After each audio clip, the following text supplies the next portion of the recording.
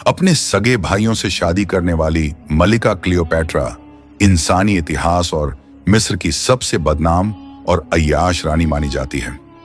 प्यारे दोस्तों, आज की यह कहानी उस चतुर और खूबसूरत महिला की है जो पूरी दुनिया पर राज करना चाहती थी। उस खूबसूरत रानी का नाम था मलिका क्लियोपैट्रा, मिस्र की प्रसिद्ध फिरौन रानी, जिसके हुस्न और जवान खूबसूरती ने रोमन साम्राज्य के नामचीन जनरलों को दीवाना बना दिया और बड़े बड़े साम्राज्यों को हमेशा के लिए मिटा दिया। असल में अगर क्लियोपैट्रा को मिस्र की रहस्यमयी रानी कहा जाए तो यह गलत नहीं होगा। वह एक ऐतिहासिक महिला थी। कहा जाता है कि क्लियोपैट्रा हर दिन बकरी, गाय और यहां तक कि गद्दी के दूध से स्नान करती थी ताकि उसकी त्वचा नर्म, नाजुक और जवान बनी रहे। मिस्रवासियों के अनुसार वह सुंदरता की देवी थी। दिलचस्प बात यह है कि उसने बड़ी चतुराई से अपने हुस्न को राजनीतिक फायदे के लिए बेरहमी से इस्तेमाल किया।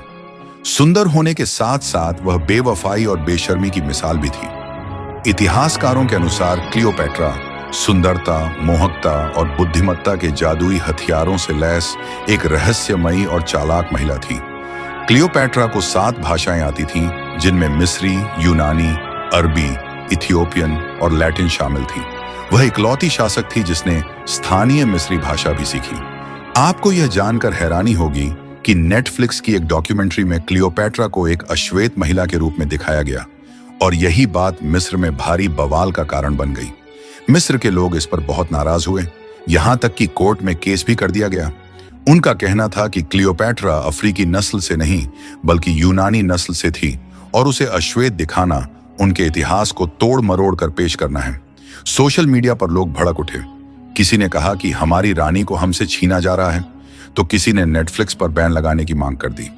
मिस्र के पुरातत्वविदों ने भी इसकी तीव्र निंदा की और कहा कि यह ऐतिहासिक तथ्यों को गलत रूप में प्रस्तुत करने की कोशिश है। हैरानी की बात यह है कि एक जमाने की ताकतवर और प्रभावशाली रानी आज इस बहस में उलझ गई है कि वह दिखती कैसी थी, और यही बात इस कहानी को और भी चौंकाने वाली बना देती है। क्लियोपैट्रा ने सत्ता बचाने के लिए 2 बार अपने सगे भाइयों से शादी की। पहला भाई मात्र 13 साल का था जब उसने क्लियोपैट्रा से शादी की। इतिहास बताता है कि यूनानी नस्ल के मिस्री टोलमी वंश का 14वां फिरौन क्लियोपैट्रा का बड़ा भाई था। जब वह राजा बना तो फिरौनी परंपरा के अनुसार उसने अपनी 11 वर्षीय बहन क्लियोपैट्रा से शादी कर ली। कुछ सालों बाद उसकी मृत्यु हो गई और 11 वर्षीय छोटे भाई टोलमी ने गद्दी संभाली। उसने भी पारिवारिक परंपरा के अनुसार क्लियोपैट्रा से शादी कर ली।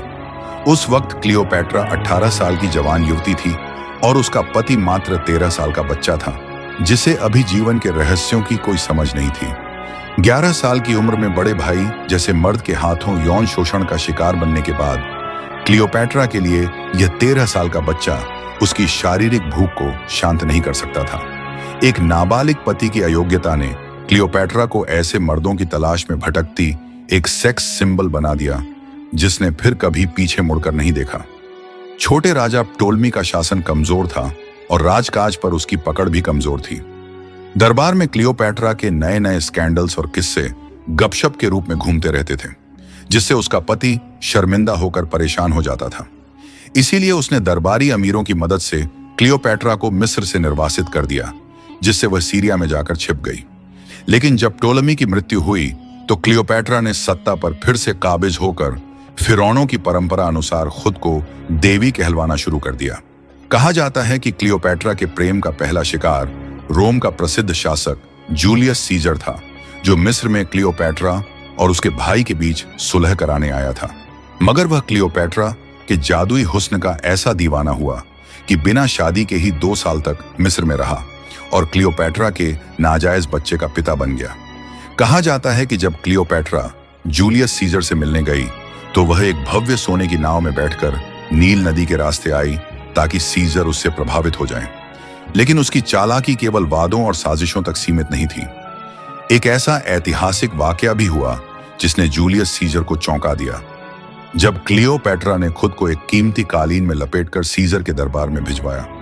उस वक्त क्लियोपैट्रा निर्वासन में थी और उसका भाई टोलमी अलेक्जेंड्रिया पर काबिज था। सीजर मिस्र आ चुका था, मगर दरबार टोलमी के नियंत्रण में था। क्लियोपैट्रा के लिए सीधे दरबार पहुंचना असंभव था, क्योंकि उसे रास्ते में ही गिरफ्तार या मार दिया जाता। तब उसने वह फैसला लिया जिसने इतिहास बदल दिया। उसने अपने वफादार सेवक को आदेश दिया कि उसे एक सुंदर कालीन में लपेट दे, वही कालीन जो रोम के सेनापति को तोहफे में दी जानी थी। सेवक ने सावधानी से उसे लपेटा और सीजर के दरबार में पहुंचा दिया। जब कालीन सीजर के सामने खोला गया तो दरबार में सन्नाटा छा गया। अंदर से कोई गहना या वस्त्र नहीं निकला, बल्कि क्लियोपैट्रा खुद आत्मविश्वास से बाहर आई, जैसे वह एक नई सत्ता के दरवाजे पर कदम रख रही हो। सीजर दंग रह गया। सिर्फ उसकी सुंदरता नहीं, बल्कि उसकी हिम्मत, चतुराई और समय की समझ ने सीजर को इतना प्रभावित किया कि उसने न केवल उसकी बात सुनी, बल्कि उसके साथ राजनीतिक गठबंधन भी किया। इसके बाद रोम के समर्थन से क्लियोपैट्रा ने टोल्मी के खिलाफ जीत हासिल की और फिर से मिस्र की रानी बनी। यह घटना सिर्फ एक साहसी कदम नहीं थी, बल्कि एक राजनीतिक शहचाल थी, एक ऐसा दृश्य जो आने वाली सदियों तक क्लियोपैट्रा की बुद्धिमत्ता की मिसाल बना रहा। क्लियोपैट्रा के हुस्न का ऐसा चर्चा हुआ कि कई फिल्मों और कलाकृतियों में उसे दुनिया की सबसे खूबसूरत महिला के रूप में दिखाया गया। हालांकि इतिहास से पता चलता है कि उसकी असली ताकत उसकी बुद्धिमत्ता और व्यक्तित्व में थी, न कि सिर्फ सुंदरता में। प्यारे दोस्तों, क्लियोपैट्रा सिर्फ राजनीति और कूटनीति की माहिर नहीं थी, बल्कि उसने आर्थिक संकटों से निपटने में भी अपनी बुद्धिमत्ता का लोहा मनवाया। जब मिस्र गहरे आर्थिक संकट से गुजर रहा था और खजाना लगभग खाली हो चुका था, तो उसने ऐसा कदम उठाया जिसने जनता का विश्वास बहाल कर दिया और राज्य की नींवों को मजबूत बना दिया। वो अपने दुश्मनों से सिर्फ तलवार से नहीं, बल्कि सोने से भी लड़ती थी। जब खजाना खाली हो गया तो उसने एक ऐसा काम किया जिसने पूरे मिस्र को हैरान कर दिया। मिस्र उस वक्त गहरे वित्तीय संकट से गुजर रहा था। खजाने के दरवाजे चरमराने लगे थे, किसान शिकायतों का अंबार लिए खड़े रहते थे और बाजार में सोना एक सपना बन चुका था। मंत्री परेशान थे, अधिकारियों के चेहरे पीले पड़ गए थे और जनता का सब्र जवाब देने लगा था। सबको लग रहा था कि अब कोई कठोर ऐलान होगा, शायद टैक्स बढ़ा दिया जाएगा या कोई जनविरोधी फैसला आएगा। मगर क्लियोपैट्रा ने दरबार में सबके सामने चुपचाप बस एक चीज पेश की, एक नया सिक्का। वो सिक्का देखते ही हर आंख हैरानी से खुल गई। यह कोई साधारण सिक्का नहीं था। उस पर न तो किसी देवता की छवि थी, न ही सिर्फ राज सिंहासन की प्रतीकात्मक आकृतियां। उस पर खुद क्लियोपैट्रा का चेहरा था, बहुत स्पष्ट, साहसी और किसी भी पुरुष शासक से कम नहीं। लंबी नाक, तीखी नजरें और ऐसा रौब जैसे खुद क्लियोपैट्रा कह रही हो, मैं सिर्फ तुम्हारी रानी नहीं, तुम्हारी अर्थव्यवस्था की भी रानी हूं। मंत्रियों की आंखों में सवाल थे। एक मंत्री ने डरते हुए कहा, ऐ रानी, खजाना तो खाली है, यह सिक्का कहां चलेगा? क्लियोपैट्रा मुस्कुराई और शांत लहजे में बोली, यह सिक्का वहां चलेगा जहां लोगों का विश्वास चलेगा। मैं उनके दिलों में अपनी जगह बनाऊंगी, फिर यह सोना खुद ब खुद बाजार में घूमेगा। और वास्तव में ऐसा ही हुआ। क्लियोपैट्रा ने अपने खजाने से बचा हुआ सोना इन सिक्कों के रूप में ढलवाया और बाजार में चलन में डाल दिया। हर सिक्का सिर्फ मुद्रा नहीं था, बल्कि एक संदेश था कि रानी जिंदा है और सब कुछ नियंत्रण में है। कमाल यह था कि क्लियोपैट्रा ने ये सिक्के सबसे पहले उन्हीं इलाकों में भिजवाए जहां लोग सबसे ज्यादा निराश थे, अन्न बाजार, गरीबों के इलाके। लोगों ने जब इन सोने के सिक्कों में रानी का चेहरा देखा तो उन्हें केवल पैसा नहीं, बल्कि उम्मीद दिखी कि हालात बदलेंगे। इस एक कदम ने बाजारों में सोने का प्रवाह फिर से शुरू कर दिया। जनता का आत्मविश्वास लौट आया और दुश्मनों को यह संदेश गया कि मिस्र अब भी एक शक्तिशाली दिमाग के अधीन है। दोस्तों, जब क्लियोपैट्रा ने अपने सबसे बड़े दुश्मन जनरल पॉम्पी को हराया और जूलियस सीजर के अधीन रोम को संभाला, तो वह कुछ व्यक्तिगत और रहस्यमयी मंसूबों के चलते रोम में ही रहने लगी और इस तरह मिस्र व्यावहारिक रूप से रोम का एक प्रांत बन गया। जब जूलियस सीजर की हत्या उसके सबसे भरोसेमंद दोस्त ब्रूट्स और अन्य रोमनों के हाथों हुई, तो क्लियोपैट्रा ने उसके गोद लिए बेटे और सेनापति एंटनी से संबंध बनाए और उसके 3 बच्चों की मां बनी। एंटनी रोम के सम्राट ऑगस्टस का बहनोई था, इसलिए क्लियोपैट्रा और एंटनी का रिश्ता दोनों के बीच टकराव और युद्ध का कारण बना। मिस्र से रोम तक वासना और सत्ता की प्यास लिए भटकती हुई क्लियोपैट्रा की यह तीसरी और आखिरी शादी थी। एंटनी को जब ऑक्टेवियन ने हराया तो क्लियोपैट्रा युद्ध से भागकर एक गुप्त ठिकाने में जा छिपी। इस दौरान उसने ऑक्टेवियन को रिझाने की भरपूर कोशिश की, लेकिन नाकाम रही। नवीन आशाओं में असफलता के बाद उसने एंटनी को धोखा देने का एक नाटक रचा। उसने अपनी दासी के माध्यम से अफवाह फैलाई कि क्लियोपैट्रा ने हार से आहत होकर आत्महत्या कर ली। प्यार में पागल एंटनी ने इस अफवाह को सच मान लिया और खुद की छाती में तलवार घोंप ली।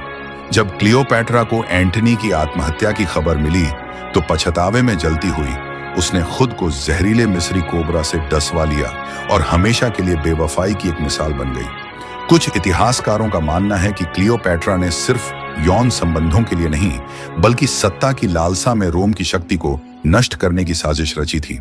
कुछ के अनुसार जूलियस सीजर की हत्या में भी क्लियोपैट्रा की शातिर सोच का हाथ था। हाल ही में यूट्यूब पर एक वीडियो वायरल हुआ जिसमें दावा किया गया कि क्लियोपैट्रा का मकबरा खोज लिया गया है।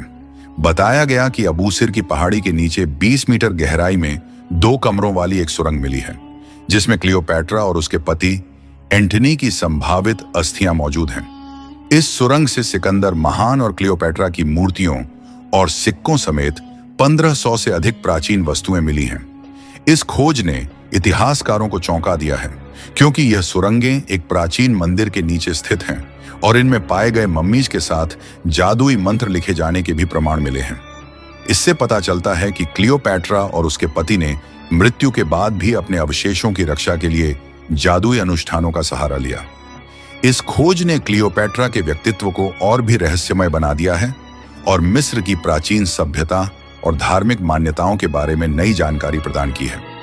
मकबरे में कुछ ऐसी मम्मीज भी मिली हैं जिनकी संरचना अन्य मम्मीज से बिल्कुल अलग थी, जिससे यह स्पष्ट होता है कि क्लियोपैट्रा न केवल एक राजनैतिक नेता थी, बल्कि वह प्राचीन जादुई शक्तियों और धार्मिक अनुष्ठानों की भी जानकार थी।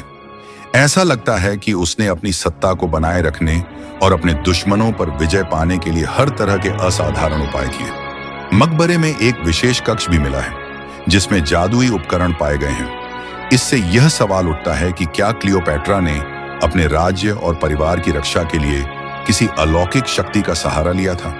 यह सवाल आज भी शोधकर्ताओं के लिए रहस्य बना हुआ है। क्लियोपैट्रा की मृत्यु 12 अगस्त 30 ईसा पूर्व को हुई थी। उसे अलेक्जेंड्रिया में दफनाया गया। आज भी हजारों पर्यटक उसकी आखिरी निशानी देखने आते हैं और अतीत की कहानियां जैसे आंखों के सामने फिल्म की तरह चलने लगती हैं। कई लोग मानते हैं कि क्लियोपैट्रा मिस्र की थी, लेकिन ऐसा बिल्कुल नहीं है। दरअसल उसके पूर्वज यूनानी थे जो सिकंदर महान की सेना में जनरल थे। जब सिकंदर ने मिस्र को जीत लिया तो उसने अलेक्जेंड्रिया नाम से एक शहर बसाया और अपने जनरल टॉलेमी को गवर्नर बना दिया। सिकंदर की मृत्यु के बाद उसकी कोई संतान नहीं थी, इसलिए उसकी जीती हुई सल्तनत उसके जनरलों में बंट गई। मिस्र टॉलेमी के हिस्से में आया और वहीं से टॉलेमी राजवंश की मिस्र पर हुकूमत की शुरुआत हुई। शुरुआत में टॉलेमी शासक काफी काबिल थे। उन्होंने अलेक्जेंड्रिया को यूरोप और एशिया के बड़े शहरों की बराबरी पर ला खड़ा किया। यह शहर यूनानी शैली का एक अद्भुत नमूना था। टॉलेमी शासक सिर्फ यूनानी भाषा में ही बात करते थे और सरकारी कामकाज भी यूनानी भाषा में होता था। वे मिस्र पर हुकूमत करते थे, लेकिन जीवन शैली पूरी तरह यूनानी थी। मगर समय के साथ टॉलेमी शासक विलासी और आराम पसंद बनते गए। उस वक्त रोम दुनिया की सबसे बड़ी ताकत बन चुका था, इसलिए टॉलेमी शासक रोम के सेनाओं को रिश्वत देकर अपने देश पर हमला रोकते और खुद ऐशो आराम में डूबे रहते। टॉलेमी ऑलेट्स जब मरा तो वह रोम के कर्ज में डूबा हुआ था। उसके बाद उसकी सबसे बड़ी बेटी क्लियोपैट्रा और छोटा बेटा टॉलेमी ऑलेट्स दोनों उत्तराधिकारी बने, इसलिए दोनों भाई बहन ने आपस में शादी कर ली। शायद आप सुनकर चौंक जाएं कि क्लियोपैट्रा ने अपने सगे भाइयों से शादी की थी, लेकिन उस वक्त मिस्र में यह आम बात थी। उस जमाने में राज परिवारों में भाई बहन की शादी एक आम परंपरा थी, जिसका उद्देश्य वासना नहीं बल्कि सत्ता को परिवार के अंदर बनाए रखना था। इससे न तो सत्ता बंटती और न ही कोई बाहरी व्यक्ति शक्तिशाली होता। लेकिन याद रखिए, ये सब कुछ इस्लाम से पहले के जमाने में होता था। इस्लाम ने आकर इसे पूरी तरह हराम करार दिया। इस्लाम में निकाह के लिए कुछ स्पष्ट सीमाएं तय की गई हैं, जिनसे आगे बढ़ना नाजायज और गुनाहे कबीरा है, जैसे कि माँ, दादी, नानी, बेटी, पोती, नातिन सगी या सौतेली बहन, फूफी, खाला, भतीजी, भांजी, दूध पिलाने वाली माँ या बहन सास बेटे या पोते की बीवी किसी और की बीवी, जब तक वह उसके निकाह में हो। एक ही समय में दो बहनों को निकाह में रखना, बाप की बीवी से निकाह, ये सभी रिश्ते इस्लामी शरीयत में महरम कहे जाते हैं। और इनसे निकाह करना न सिर्फ हराम है बल्कि फितरी और नैतिक रूप से भी निंदनीय है। इसकी तफसील कुरान के 4 पारे की आखिरी आयत में दी गई है, जो हमें बताती है कि किन रिश्तों से निकाह हमेशा के लिए हराम कर दिया गया है। इस्लाम ने निकाह को एक पाक रिश्ता करार दिया है, जिसमें मोहब्बत, शराफत और सामाजिक संतुलन होता है, नॉट सिर्फ दुनियावी फायदे। लेकिन दोस्तों, यहाँ एक दिलचस्प सवाल भी उठता है जिसे गैर मुस्लिम कभी कभी पूछते हैं। हजरत आदम अलैहिस्सलाम के बेटों हाबील और काबील की शादियां उनकी बहनों से हुई थीं, तो उस वक्त बहन भाई की शादी जायज थी, लेकिन आज क्यों हराम है? इसका जवाब यह है कि बहन भाई के निकाह को जायज करने वाला भी खुद अल्लाह है और उसे हराम करने वाला भी वही है। उस वक्त यह एक अस्थायी जरूरत थी, क्योंकि इंसानों की संख्या बहुत कम थी और शादियां भी विशेष नियम के तहत होती थीं। जुड़वां बहन भाई आपस में नहीं बल्कि दूसरी जोड़ी से निकाह करते थे। लेकिन जब इंसानों की तादाद बढ़ गई और समाज बन गए, तो अल्लाह ने शरीयत के जरिए साफ हुक्म नाजिल फरमाया और रिश्तों की पवित्रता को तय कर दिया। इसलिए आज के दौर में उस जमाने की इजाजत को लागू करना गलत है। अल्लाह से दुआ है कि वह हमें दीन की समझ दे और हराम रिश्तों से महफूज रखे और हलाल रिश्तों में बरकत और रहमत अता फरमाए।